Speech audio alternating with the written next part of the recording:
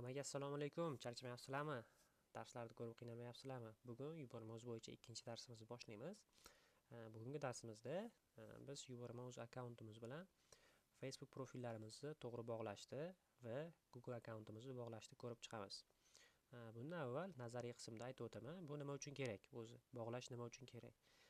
Bog'lash biz mana misol uchun Facebookga tushgan lidlarimizni bu yoqda yuborma uchinchi ilovasini ulashimiz kerak, bir-biriga bog'lashimiz kerak, to'g'rimi? Ya'ni o'sha Facebook akkauntimizga tushgan liklarni bu yuborma ko'ra olish kerak, o'qiy olish kerak. Shuning uchun biz akkauntimizni bu yoqga bog'lashimiz kerak bo'ladi. Undan tashqari biz misol uchun agar lidlarimizni Google Sheets'ga yozadigan bo'lsak, o'sha qaysi akkauntimizga, qaysi Google akkauntimizga tegishli bo'lgan Google Sheets'ga yozishini belgilashimiz kerak. Shuning uchun bu yoqda biz yubormamizga kerakli akkauntlarimizni bog'lashimiz kerak bo'ladi. Uning uchun mana bu yerda yubormamizda akkaunt asosiy panelingiz turgan joyida ulanishlar degan bo'lim bor. Mana shu yerda ulanishlar degan bo'limga o'tasiz. E'tibor berasiz, bu yoqda sizda agar inglizcha til sozlanib qolgan bo'lsa, o'zbekcha qilib olsangiz, shuning uchun o'zimiz o'zbekcha yaxshi. Bu yerda ulangan profillar bo'limida profil ulash tugmasini bosamiz. Profil ulash tugmasini bosganimizda bu yerda qaysi profilimizni ulamoqchi ekanligimizni tanlaydi. Demak, Facebook ulayman. Birinchi bo'lib Facebook tanlaymiz. Demak, kirish sahifasiga bizni yo'naltiradi. Tak. Demak, mana bu yerda biz Facebook akkauntimizni kiritib olishimiz kerak. Hozir men ma'lumotlarni kiritaman. Demak, kirish tugmasini bosamiz.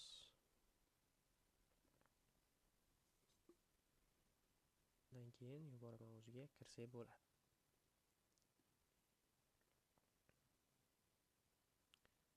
Demak, bizga kerak emas bu.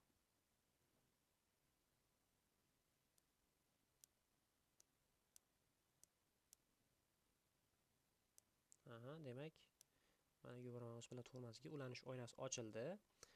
Bizda mana misol avval boshqa akkauntimga ulab qo'yganim uchun mana bunaqa oyna ochilyapti. Reconnect degan oyna ochilyapti. Sizda mana bunaqa ko'rinishda bo'ladi. Mana shunaqa turadi. Mana bu yerda Facebook akkauntingiz belgisi. Undan keyin mana bu yerda qaysi sahifalaringizni yuborma o'ziga kirishiga ruxsat berasiz deb belgilaydi. Qarang, bu yoqda ikkita opsiya bor. Agar ikkinchisini tanlaydigan bo'lsangiz, siz qaysidir o'sha Facebook akkauntingizda mavjud bo'lgan biznes menejerlar ichidagi qaysidir sahifalaringizga dostуп berishingiz mumkin bu yoqda. Agar birinchi opsiyani tanlaydigan bo'lsangiz, o'zi avtomatik sizni Facebook akkauntingizda mavjud bo'lgan hamma sahifalarni va undan keyin ochadigan sahifalaringizni ham ruxsat berayotganligingizni tanlaysiz. Men shu variantni tanlab qo'yganman. Juda hamma proyektlarimda bitta akkauntda ishlataveraman. Davom etish tugmasini bosaman. Undan keyin mana xuddi shu, faqat biznes menejer bu yoqda. Mana ochadigan bo'lsak, meni akkauntimda mavjud bo'lgan biznes menejerlar chiqib keladi. Agar qaysidirini tanlamoqchi bo'lsangiz, shu yerda o'zi keraklarni tanlaysiz. Agar общий hammasiga bermoqchi bo'lsangiz, birinchisini tanlab qo'yganingiz yaxshi. Mana bu yoqda bildirishnoma chiqadi. Qaysi nimalarni ko'ra olishi yuborma o'zi haqida Facebookda bildirishnomasi chiqadi. Shu bilan saqlash tugmasini bosib, biz akkauntimizni yubormamiz bilan bog'lab olamiz.